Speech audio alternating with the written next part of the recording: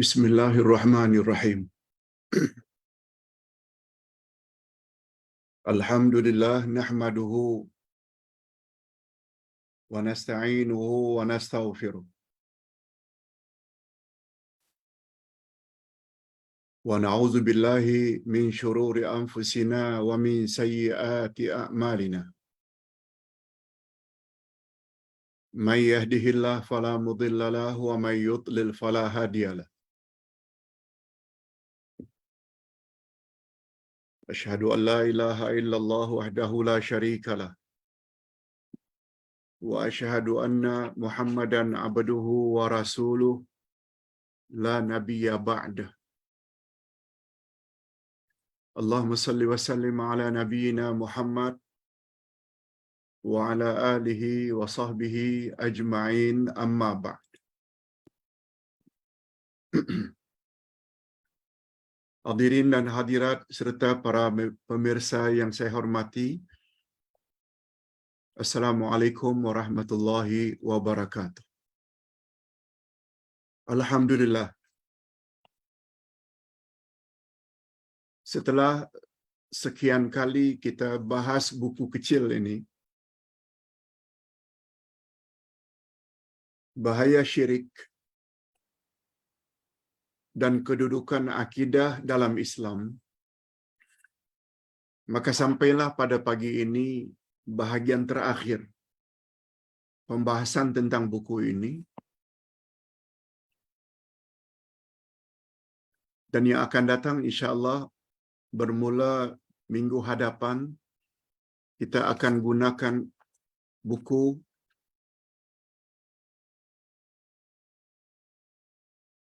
yang belum lagi Ustaz tulis, tapi Ustaz akan tulis insya-Allah, yaitu satu kitab yang cukup bagus, yang topiknya Nawaqidul Iman Al-Qawliyah wal-Amaliyah. Perkara-perkara yang boleh membatalkan iman sama ada melalui ucapan atau perbuatan. Masya Allah. Buku ini sangat bagus.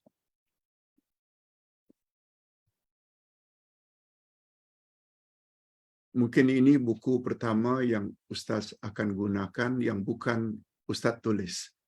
Tetapi Ustaz akan jelaskan kepada jemaah berdasarkan buku ini. Atau buku kecilnya ini.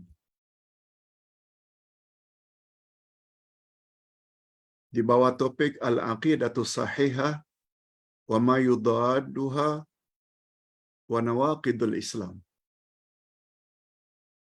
Maknanya akidah yang sahih, akidah yang betul, dan lawan dari akidah yang betul, serta perkara-perkara yang boleh membatalkan keislaman seseorang. Insya-Allah kita akan mula minggu hadapan.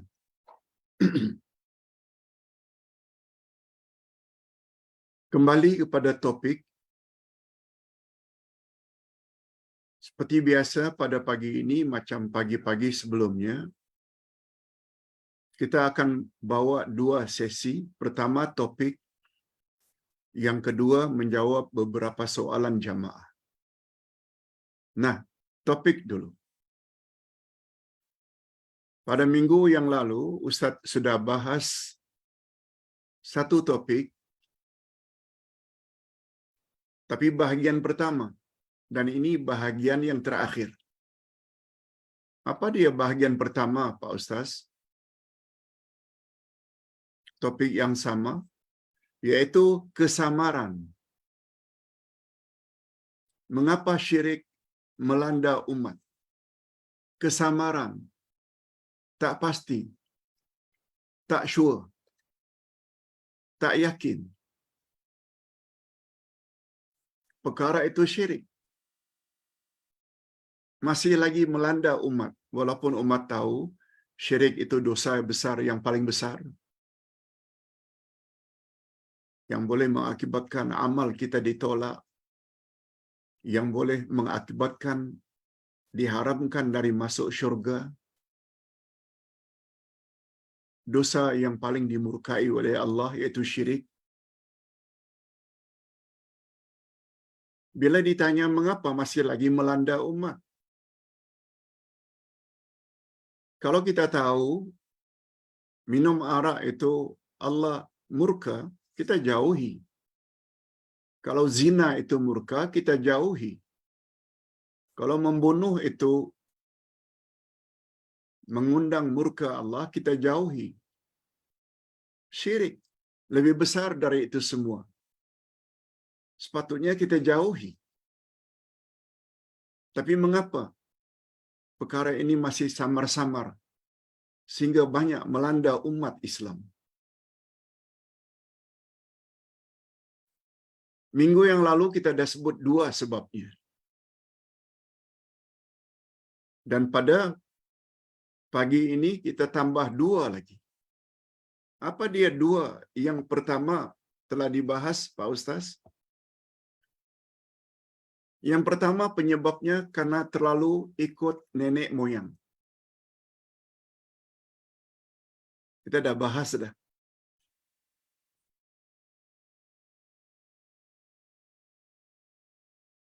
Di bawah ayat Quran, hadis Nabi, tak. Kami hanya akan ikut nenek moyang.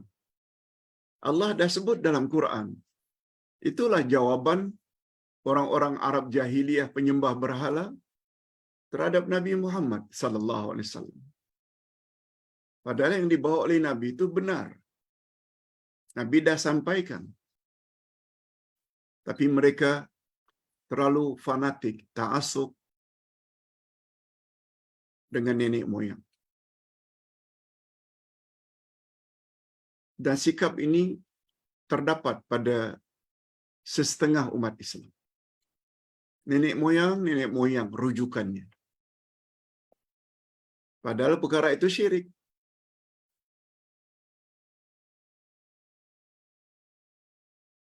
Yang kedua,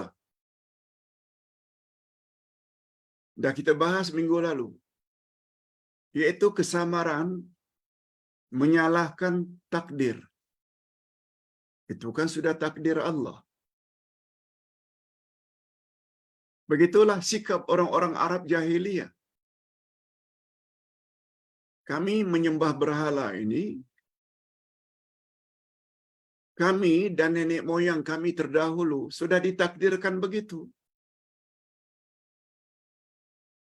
Kami tak boleh tolak. Kami tidak boleh tolak. Yang disalahkannya takdir. Itu sebabnya kita dah belajar makna iman pada takdir pada buku 1. Akidah Ahlus Sunnah wal Jamaah. Tak boleh.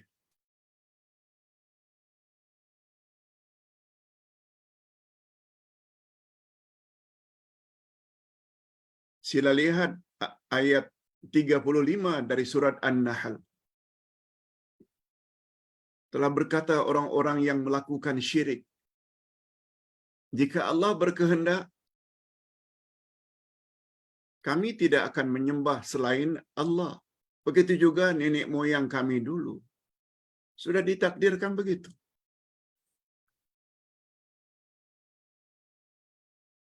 Ini yang disebut dengan kesamaran. Dan kesamaran itu adalah kelompok yang paling disukai oleh iblis, yang paling disukai oleh syaitan. Sebab makna syaitan, pihak yang ingin menjauhkan kita daripada kebenaran. Kebenaran adalah segala yang datang daripada Allah.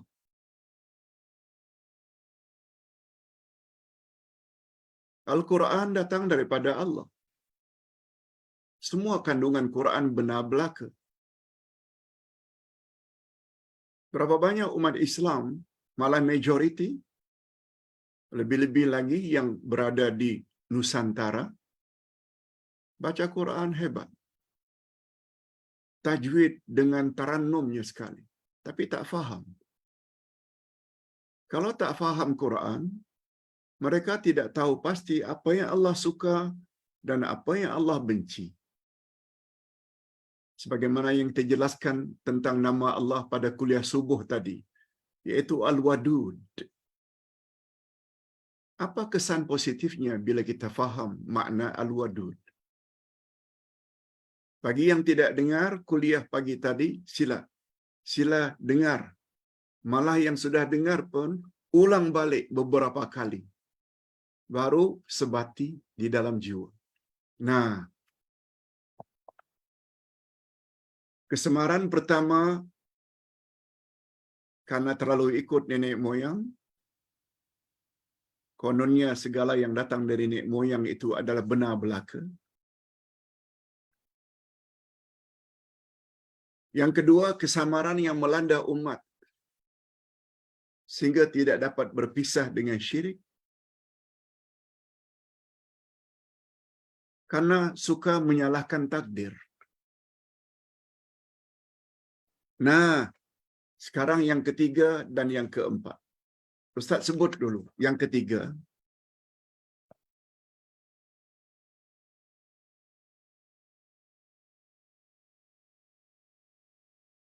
ketiga, ialah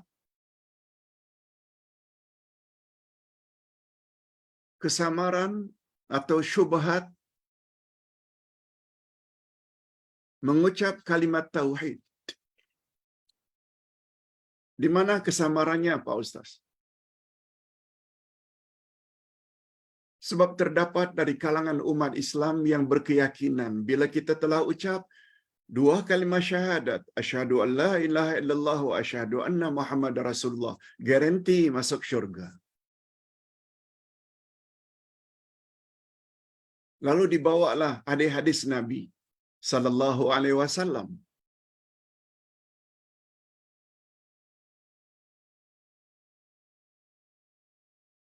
Man qala la ilaha illallah dakhalal jannah. Siapa yang mengucap la ilaha illallah, dia layak masuk syurga.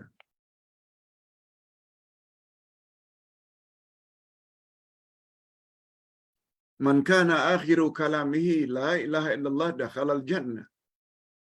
Siapa yang terakhir sekali ucapannya menjelang mati, kalimat la ilaha illallah, pasti masuk syurga.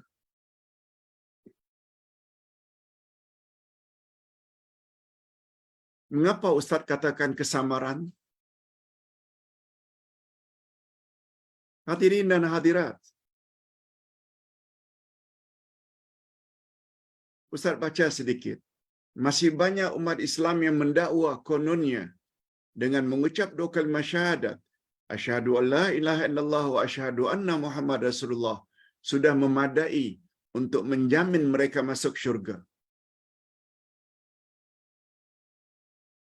Walaupun mereka melakukan amalan kufur, walaupun mereka melakukan amal syirik, mereka berpegang teguh dengan zahir hadis. Zahir hadis, memanglah siapa yang mengucap dua kalimat syahadat diharamkan ke atasnya daripada api neraka. Memang ada hadis Nabi sallallahu alaihi wasallam. Tapi ingat, bukan sekedar ucap. La ilaha illallah, kalimat tauhid, dia ada dua syarat. Kalimat tauhid, la ilaha illallah, ada 7 syarat. Ustaz ulang, kita kena ingat, kalimat tauhid, la ilaha illallah, ada 2 rukun, nafi dan isbat. La ilaha illallah, kalimat tauhid, ada 7 syarat. Al-ilmu, al-mahabbah, at-ta'ah, al-inqiyad, dan lain-lain. Ustaz dah sebut itu pada awal buku ini. Atau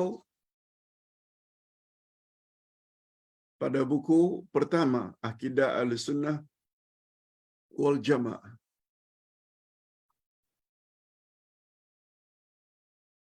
Muhammadur Rasulullah ada 4 rukun.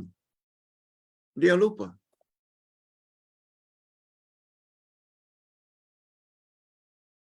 Nah, bila ditanya, mengapa dikatakan syubhat, Ustaz? Kesamaran terhadap dakwaan siapa mengucap 2 kalimah syahadat pasti masuk syurga? Jawabannya, Ustaz baca. Coba lihat muka surat yang ke-97. Jawaban terhadap syubhat atau kesamaran ini ialah sebenarnya hadis-hadis yang menyatakan demikian adalah bagi orang yang mati dalam keadaan demikian. Orang yang mati dalam keadaan demikian maknanya la ilaha illallah yang dia ucap itu betul-betul dia amalkan dalam kehidupan sehari-hari. Yaitu murni tauhidnya. Tidak melakukan perkara-perkara yang boleh merosakkan dengan syirik.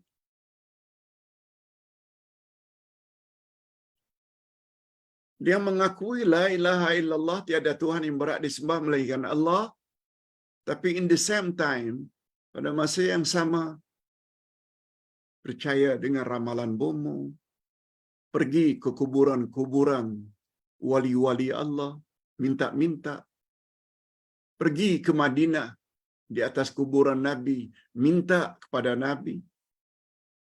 Semua itu syirik.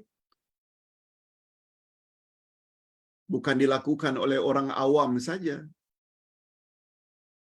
Ustaz-ustaz pun ada yang menganjurkan, jangan lupa bila sampai di Madinah, pergi ke kuburan Nabi. Minta kepada Nabi. Minta. Doa. Doa itu ibadat.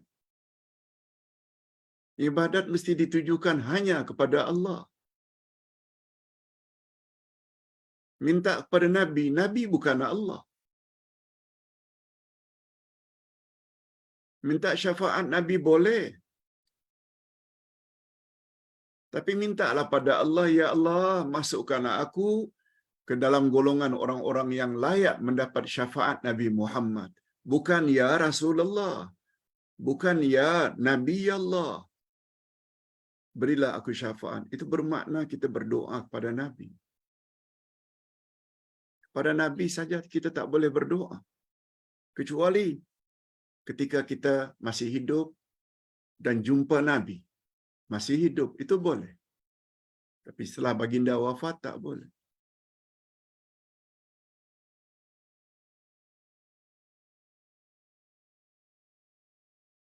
Begitu juga apabila kita minta tolong doakan kepada ustaz, kepada guru-guru kita. Boleh.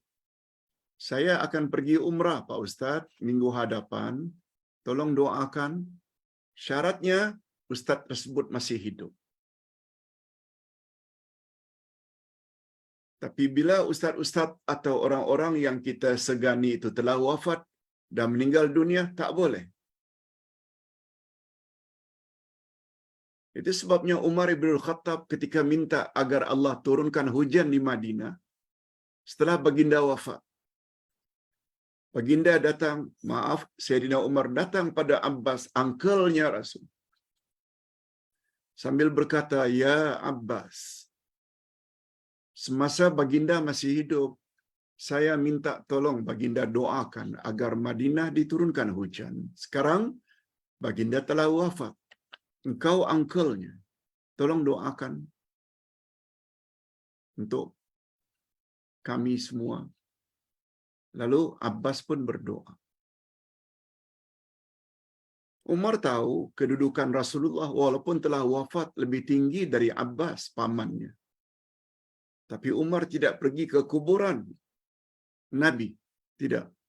Tapi pergi kepada Abbas, angkelnya. Ini dalil bahwa minta tolong doa kepada orang yang masih hidup boleh.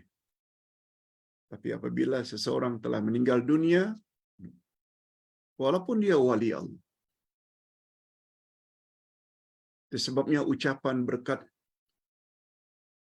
Syekh Abdul Qadir Jailani, berkat Syekh Rifai, berkat Syekh Sanusi, berkat Syekh Badawi, semuanya itu nama wali-wali Allah masa silam. Jangan disebut-sebut ketika berdoa.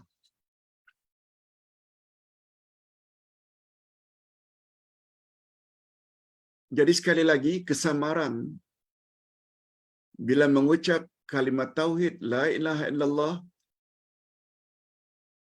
begitu juga Muhammadur Rasulullah, syahadat yang kedua, garanti masuk syurga, itu maksudnya bila orang itu mati dalam iman yang murni tanpa bercampur syirik.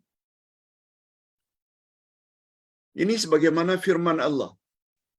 Sabda Nabi. Baginda Rasul sallallahu alaihi wasallam bersabda dalam hadis sahih riwayat Imam Muslim, "Fa inna Allaha qad harrama 'alan nari man qala la ilaha illallah yabtaghi bidzalika wajhallah."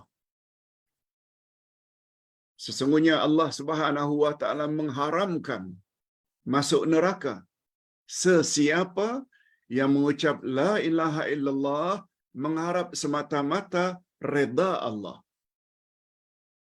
Nah sekarang dia ucap, tapi dia buat syirik. Sedangkan syirik itu Allah murka, Allah tak redha. Itu bermakna ucapannya tidak berfaedah untuk menyelamatkannya daripada api neraka. Begitu juga sabda Nabi, juga riwayat Imam Muslim, "Man qala la ilaha illallah wa kafara bima yu'badu min dunillah, hurrima maluhu wa damuhu wa hisabuhu 'ala Allah." Coba dengar baik-baik. Siapa yang mengucap la ilaha illallah dan dia kufur, maksudnya dia mengingkari segala yang disembah selain Allah. Tak, dia tak percaya. Penyembahan berhala, penyembahan malaikat, penyembahan ini dan itu. Tidak, yang wajib disembah hanya Allah. Itu syaratnya. Dia kufur, dia ingkar terhadap penyembahan selain Allah. Jika demikian, ucapan la ilallah yang dia ucap, maka dia diharamkan hartanya, darahnya, dan perhitungannya terserah kepada Allah. Maknanya dia layak masuk syurga.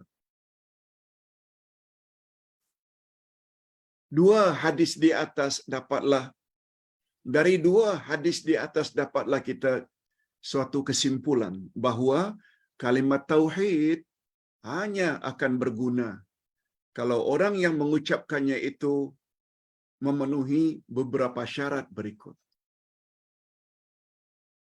Apa dia 3 syarat itu, Pak Ustaz?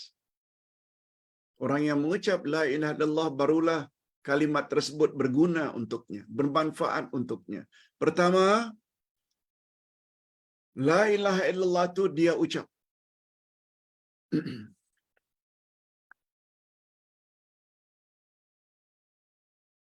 Itu sebabnya kata Syekh Nasaruddin Albani ketika mengulas sabda Nabi, "Man kana akhiru kalamihi la ilaha illallah dakhalal jannah." Barang siapa perkataannya, man kana akhiru kalamihi, barang siapa yang terakhir sekali kalamnya, ucapannya, perkataannya la ilaha illallah, dia layak masuk syurga.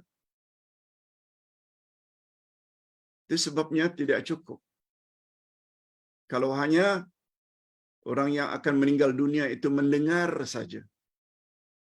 Memang Nabi ada sebut, "Laqinu mautakum la ilaha illallah." Ajarkan orang yang akan mati la ilaha illallah.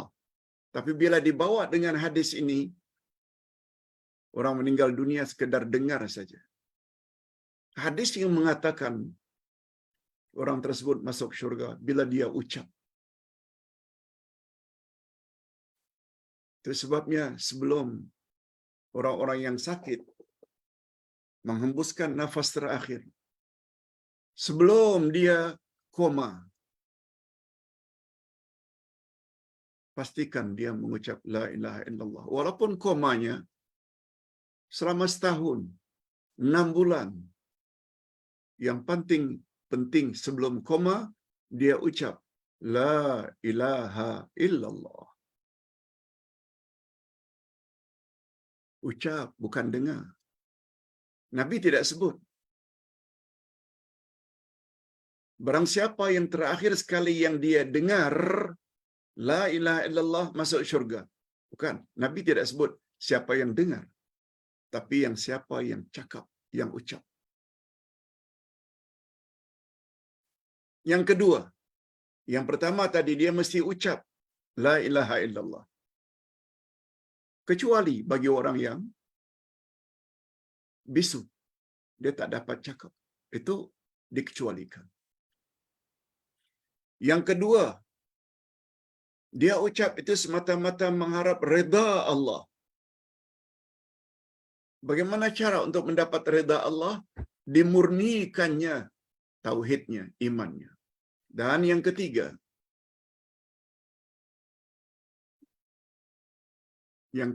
dia mesti mengingkari segala penyembahan selain Allah. Dia mengingkari segala bentuk ibadat kepada selain Allah. Ingat ya, ibadat itu ada 4 macam. Ada ibadat lidah, ada ibadat hati, ada ibadat harta, ada ibadat amal, ibadat badan. Ibadat badan seperti salat, rukuk, i'tidal, sujud. Ibadat hati seperti tawakal, ikhlas, rasa takut. Ibadat harta seperti zakat. Dan ibadatul lisan seperti doa. Isti'azah, istighasah. Itu ibadat lidah. Dia mesti mengingkari segala bentuk ibadat yang ditujukan kepada selain Allah, termasuk doa. Doa itu ibadat. Sampai Nabi bersabda, ad-du'a'u huwal ibadah. Doa itu adalah ibadat. Ini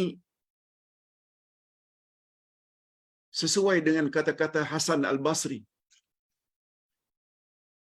yaitu ulama Ahlus Sunnah wal Jamaah yang paling ulung di zaman tabi'in.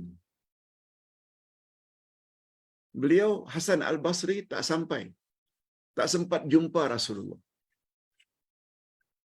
Sebab beliau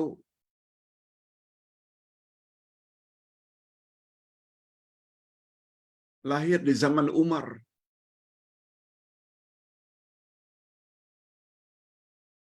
Umar yang belah mulut Hasan Al-Basri.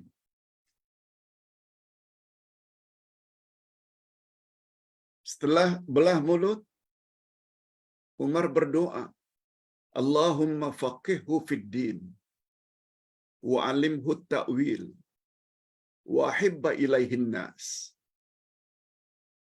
Ya Allah, berilah baby ini ilmu agama yang mendalam dan kemahiran dalam menafsirkan Quran, dan masukkanlah rasa kasih sayang semua manusia kepadanya. Itu sebabnya Hasan Al-Basri disayangi oleh semua. Apa kata beliau dalam bab ini?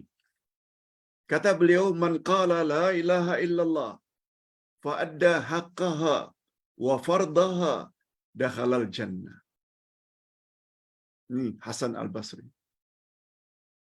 Siapa yang mengucap la ilaha illallah, siapa yang sebut la ilaha illallah, lalu dia tunaikan haknya la ilaha illallah,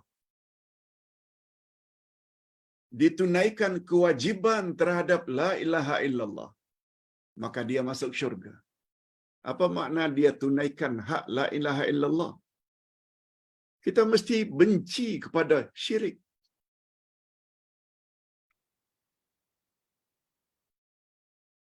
Kita tidak akan minta di atas kuburan-kuburan para wali.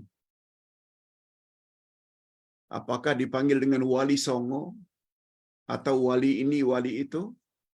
Ziarah boleh, doa boleh untuknya, tapi jangan minta kepada orang yang sudah mati. Begitu juga, ini cantik, Wahab bin Munabbih. Salah seorang salafus saleh, Wahab bin Munabbih, ketika ditanya, bukankah la ilaha illallah itu kunci syurga, wahai Tuan Syekh Wahab bin Munabbih? Kan ada hadis menyebut, la ilaha illallah miftahul jannah. La ilaha illallah miftah adalah kunci syurga, miftahul jannah. Wahai Tuan Syekh Wahab bin Munabbih, bukankah la ilaha illallah itu kunci syurga? Coba dengar apa jawab beliau. Bala, betul. Walakin ma min miftahin illa walahu asnan. Fa in ji'ta bimiftahin lahu asnan futiha laka wa illa lam yuftah. Coba dengar baik-baik penjelasan. Cantik jawabannya. Ketika Wahab bin Munabbih ditanya, bukankah la ilaha illallah itu kunci syurga, wahai Tuan Syekh? Jawab Tuan Syekh, betul. Memang benar, la ilaha illallah itu kunci syurga. Tetapi tidak ada satu pun kunci melainkan ada gigi-giginya. Betul, la ilaha illallah kunci syurga. Tapi setiap kunci itu kan ada gerigi-geriginya.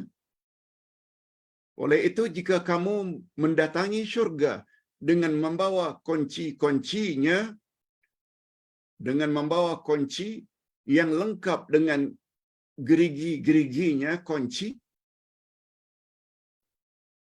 syurga akan terbuka. Tapi bila kamu hanya bawa kunci, tapi gigi-giginya tak bersesuaian dengan lubang yang ada pada pintu syurga tak akan terbuka.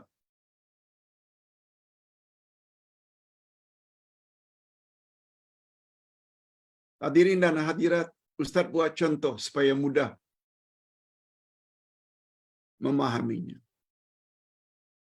Bila kita attend kelas di satu dewan atau masjid atau surau, kita datang dengan motor masing-masing, kita datang dengan kereta masing-masing.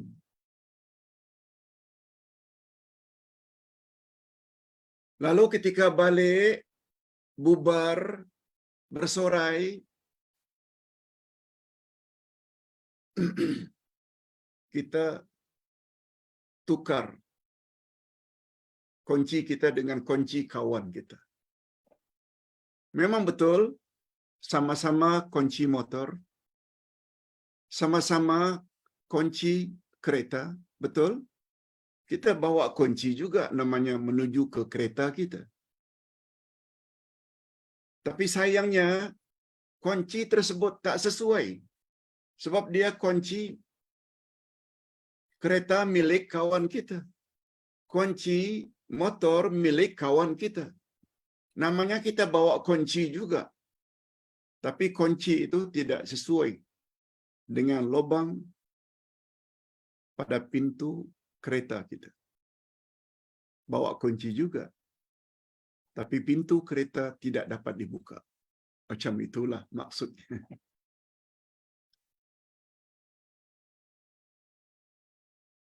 Sekarang faham.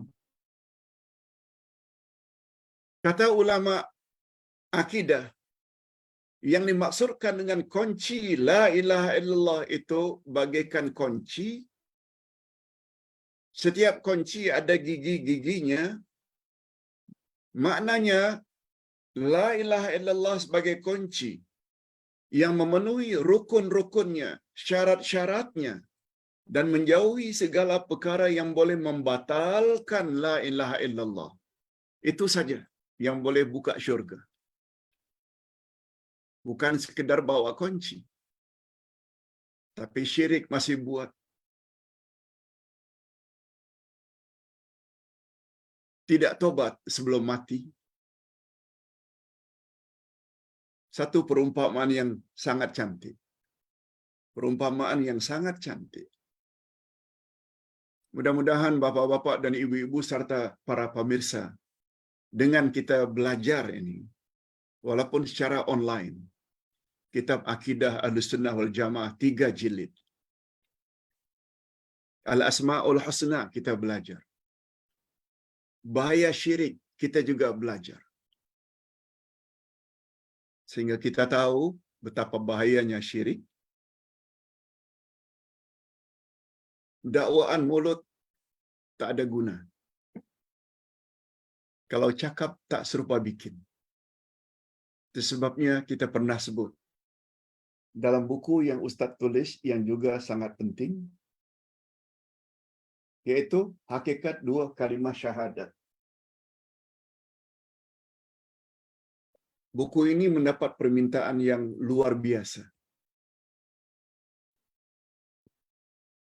Di dalam buku ini Ustaz ada sebut 2 kalimah syahadat yang merupakan rukun Islam yang pertama, ada 3 rukunnya. Ucap dengan lidah. Asyhadu an la ilaha illallah wa asyhadu anna Muhammad Rasulullah. 1.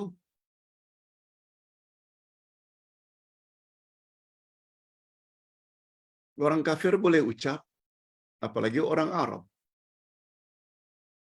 Itu sebabnya rukun yang kedua, la ilaha illallah atau 2 kalimah syahadat, benarkan dalam hati tanpa ragu. Tiada Tuhan yang berhak disembah melainkan Allah. Tak ragu. Wa asyhadu anna Muhammad Rasulullah, tak ragu. Muhammad adalah utusan Allah yang terakhir. Itu rukun yang kedua. Rukun yang ketiga, al-amal bil arkan.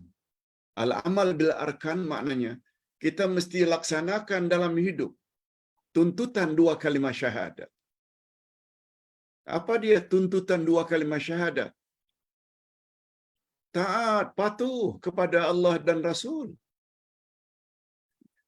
Jauhi segala larangan Allah dan Rasul. Segala yang dimurkai oleh Allah jauhi. Buat apa saja yang Allah redha, dan Allah redha tauhid. Yang Allah murka syirik.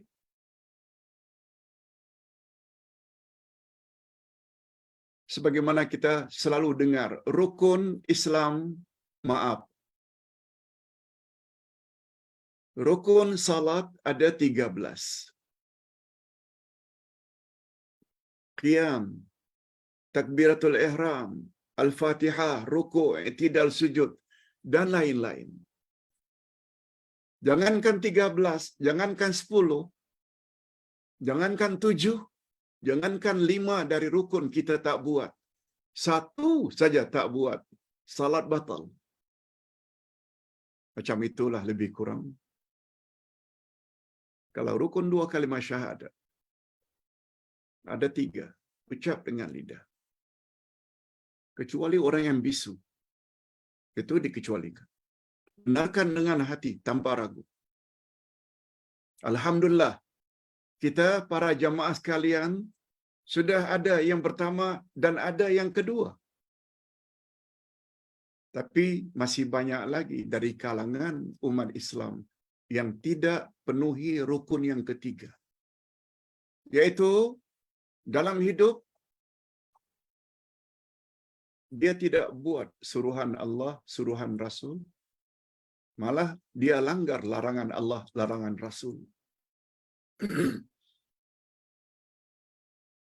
Sikap yang lebih mengutamakan nenek moyang, tuan guru, sampai sanggup menolak Quran dan Sunnah, secara tidak langsung orang tersebut la ilaha illallahnya rosak. 2 kalimat syahadatnya rosak. Okey. Kita ada masa lebih kurang 20 minit lagi. Masya Allah. Oh, ini belum lagi soal jawab.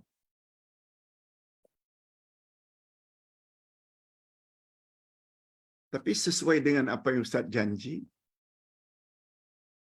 yang keempat, kesamaran. Tadi kita dah sebut. Kesamaran yang pertama, kesamaran ikut nenek moyang.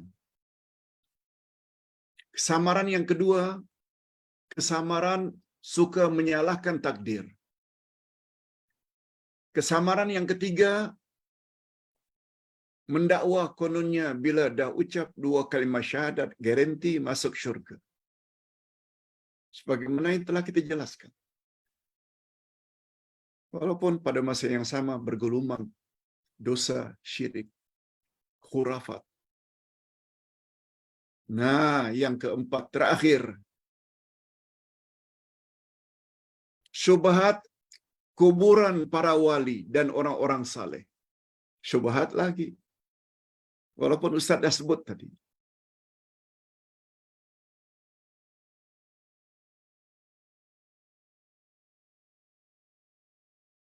Terlalu mengagung-agungkan kuburan. Terlalu mengagung-agungkan orang saleh, tuan guru. Ini juga boleh merosak akidah seseorang. Di antara kesamaran yang berlaku di dalam masyarakat ialah syubhat mereka tentang dakwaan kononnya syirik tidak akan berlaku kepada umat Muhammad. Nauzubillahi min dzalik. Kononnya syirik hanya berlaku kepada orang kafir karena mereka menyembah berhala, karena mereka menyembah malaikat, karena mereka menyembah rasul, karena mereka menyembah orang-orang saleh.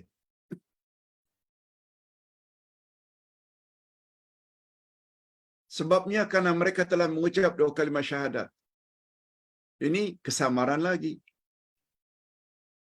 Adapun terhadap keyakinan ini, bahwa pemergian mereka ke kuburan para wali dan para salihin untuk memohon sesuatu hajat bukanlah suatu kesyirikan. Kata mereka.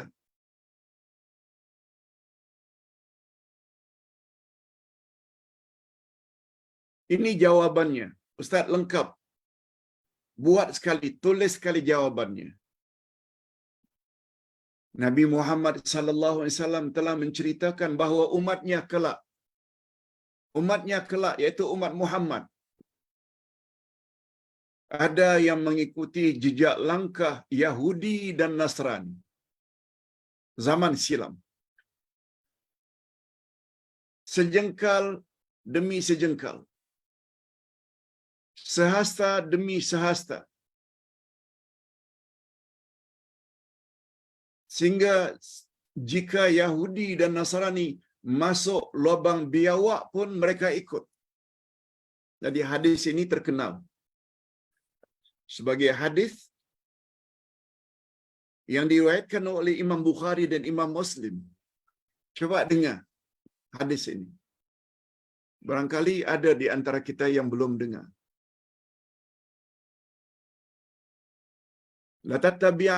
Latattabi'unna sunana man kana qablakum shibran bi shibrin wa zira'an bi zira'in hatta law dakhalu hujra dabbin taba'tumuhum. Ustaz terjemahkan dulu. Kamu akan ikut orang-orang sebelum kamu sejengkal sama sejengkal, sehasta sama sehasta. Maknanya ikut exactly macam mereka betul. Sama betul keadaan mereka dengan orang-orang dahulu. Sehingga jika mereka masuk ke dalam lubang biawak, maka kamu pun akan mengikutinya. Dob. Semua kita tahu makna dob, biawak padang pasir. Bila masuk, kamu juga akan masuk. Mereka para sahabat bertanya, "Ya Rasulullah, apakah yang Tuhan maksudkan itu al-Yahud wan Nasara? Apakah yang Tuhan maksud itu Yahudi dan Nasrani?" Qala faman. Jawab Nabi, siapa lagi kalau tidak mereka?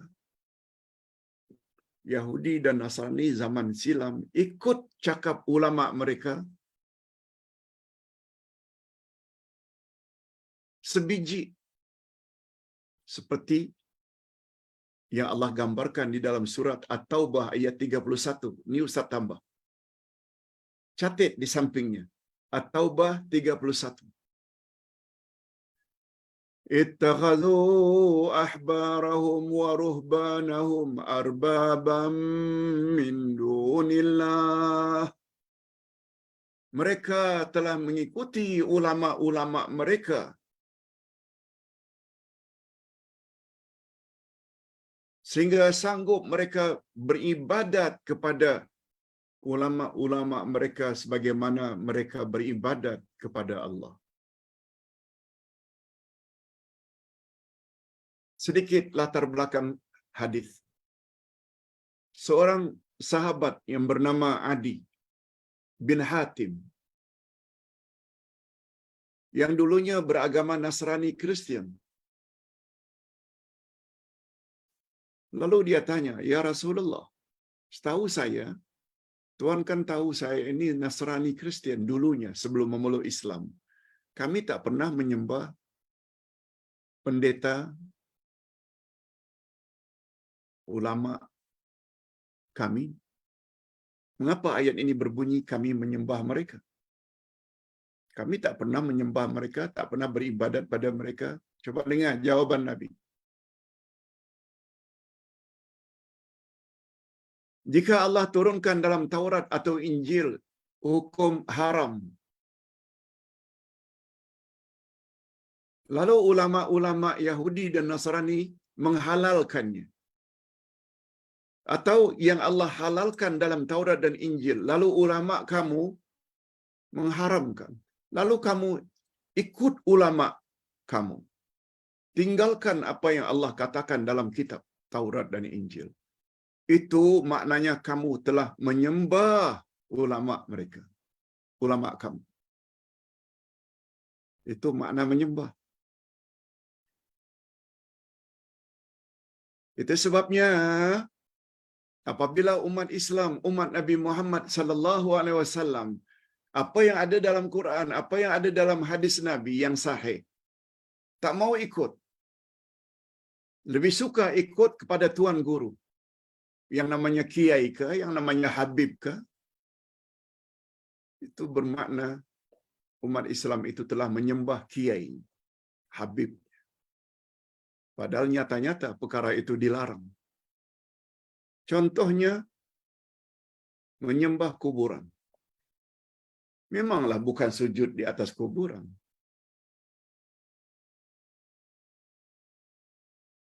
Memanglah bukan menyembahnya orang saleh. Tapi cakap orang saleh itu, dia pegang sekuat-kuatnya. Orang datangkan ayat Quran, hadis Nabi ditolak. Itu bermakna dia telah menyembah orang alim tersebut. Itu maksudnya. Lihat betapa pentingnya dan mustahab faham tafsir Quran, faham hadis Nabi, supaya kita tidak tersalah.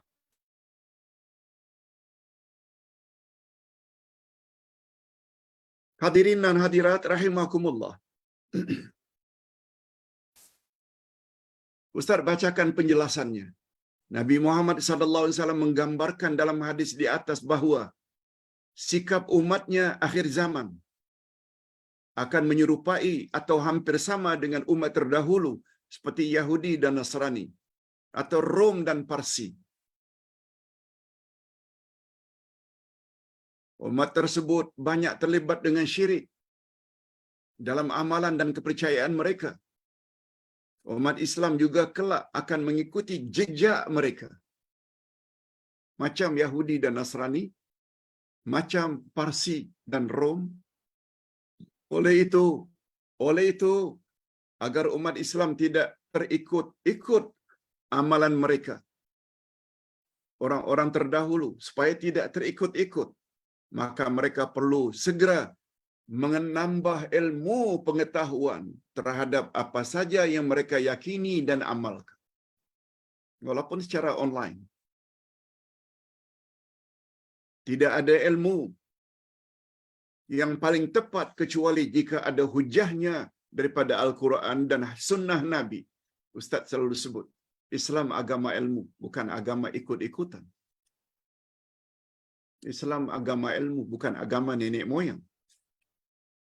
Tambahan pula, Nabi pernah menjamin umatnya tidak akan sesat selagi mereka berpegang teguh pada Al-Quran dan Sunnah Nabi sallallahu alaihi wasallam.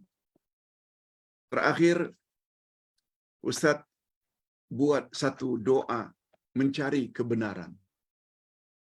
Nabi Muhammad menggalakkan umatnya agar rajin mencari kebenaran dengan menambah ilmu pengetahuan. Cara kita melawan syaitan adalah dengan ilmu. Sehingga kata Nabi, faqihun wahidun asyaddu ala syaitan min alfi abid. Satu orang alim lebih ditakuti oleh syaitan dari 1000 orang yang banyak beribadat tapi jahil, tak ada ilmu. Selain itu, baginda juga mengajar mereka doa agar senantiasa berada di atas kebenaran, dijauhi daripada kebatilan, serta jangan berada dalam kesamaran atau syubhat, tak sure. Cara mengatasinya mesti yakin. Dan yakin tak akan mungkin tercapai tanpa ilmu. Itu sebabnya diriwayatkan oleh Imam Bukhari dan Imam Muslim satu doa yang sangat bagus diajar oleh Nabi. Jangan lupa baca selalu ayat ini atau doa ini. Allahumma arinal haqqa haqqan warzuqna ittiba'ah wa arinal batila batilan warzuqna ijtinabah wa la taj'alhu mutalabbisan alaina fanadil waj'alna lil muttaqina imam. Ya Allah, perlihatkanlah kepada kami kebenaran akan kebenarannya dan berilah kami kekuatan untuk melaksanakan kebenaran itu. Sebaliknya, ya Allah, perlihatkanlah kepada kami kebatilan itu akan kebatilannya dan berilah kami kekuatan untuk menjauhi kebatilan itu sejauh-jauhnya. Janganlah engkau jadikan yang benar dan yang salah itu samar-samar bagi kami. Jangan. Yang akan menyesatkan kami akibat dari kesamaran itu. Jadikanlah kami pemimpin bagi orang-orang yang bertakwa. Hadis sahih riwayat Imam Bukhari. Dengan ini, tamatlah buku kecil ini. Nampaknya kecil, tetapi sangat tinggi nilainya. Demi keselamatan kita di dunia dan di akhirat. Sebabnya sebelum Ustaz jawab beberapa soalan, bagus juga kalau Ustaz sebut tentang buku ini. Ini adalah buku pertama yang Ustaz tulis, Hakikat 2 Kalimah Syahadat. Mendapat permintaan yang cukup banyak dari seluruh Malaysia, khasnya mereka yang berada di bawah GASMA. GASMA, Gabungan Ahlus Sunnah Malaysia, GASMA, Ustaz sebagai pengerusinya. Ada 100 lebih NGO, besar dan kecil, di bawah GASMA, di seluruh Malaysia, Semenanjung dan Sabah dan Sarawak. Mereka minta buku ini. Dan bulan Ogos, September nanti Ustaz akan banyak pergi mengunjungi mereka yang di Terengganu, mereka yang di Kelantan, mereka yang di Pahang, Ipoh, Melaka, Johor, sambil membawa buku ini untuk Ustaz hadiahkan pada mereka. Juga buku Al-Asma'ul Husna, juga buku tafsir, juga buku akidah. Hanya saja buku-buku tersebut perlu dicetak dan kita perlu kepada keuangan. Terima kasih kepada para jemaah yang juga menyumbang. Selain untuk Mahfaza Batam, MIBS, Mahfaza Islamic Boarding School, juga Ustaz mohon dibantu dari sudut menyebarkan buku-buku Uday ini yang kita namakan Dana Kitab yang Uday tulis. Ustaz hanya dapat menghadiahkan mereka ilmu yang Ustaz tulis, tapi untuk mencetak perlu keuangan. Terima kasih pada jemaah yang sudah menyumbang, dan bagi yang belum menyumbang, silakan. Sebab sumbangan kita sangat berguna, bukan hanya untuk kita, tapi juga untuk ibu bapa kita yang telah meninggal dunia. Mereka akan dapat ganjarannya, insya-Allah. Hadirin dan hadirat rahimakumullah. Setelah 1 jam kita bersama tentang bahagian akhir dari buku Bahaya Syirik,